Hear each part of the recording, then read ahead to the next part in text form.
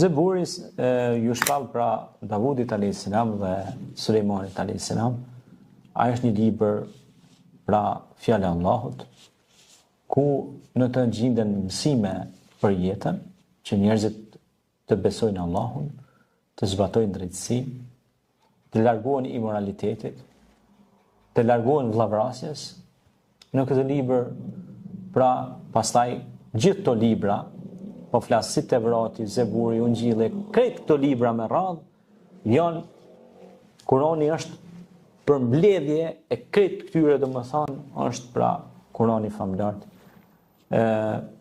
Si libër i ardhur kujt Muhamedit alayhi salatu wassalam, si khatamun nabiyyin Muhammedul Amin, si vullet e gjithë të pejgamberëve, edhe Kurani pra i ka përmbyll gjitha shpalljet që kanë qenë më herët, që ju kanë ardhur tyre pejgamberëve të Zotit. Në këto libra pra kemi udhëzime për drejtësi, udhëzime për qenurit i drejtë, udhëzime për punë të mira dhe ndalim nga punë të këqija, udhëzime për jetën e njeriut, që njeriu të ketë besim te Zoti, por ta zhvillojë tokën, ta ndërtojë dhe pastaj të synojë kënaqësinë e Zotit, xhenetin, vend i sigurt për besimtarët, për ata që kanë bërë vepra të mira, për ata që Allahu xhaleshanuhu pra i ka bërë prej muttaqinëve, muhsininëve, atyne bamirësve,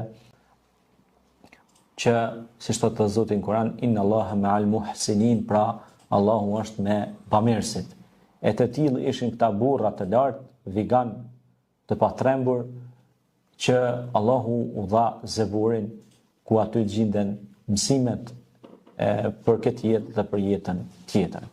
Prandaj ne lutim Zotin e Madhreshëm që të marrim mësime nga historia e këtyre pejgamberëve, sepse nga këto mësime ne do ta drejtojmë përpara dhe jetën tonë. Sepse teknologjia është zhvilluar, mirë po lakmia ekziston, nxitimi ekziston, burrnia, padrejtësia, drejtësia, ato vesa akoma janë. Për na duhet me eliminu veset e këqija dhe me i injektu dhe me i përdëru dhe me implementu ato të mirat. Faleminderit. Faleminderit.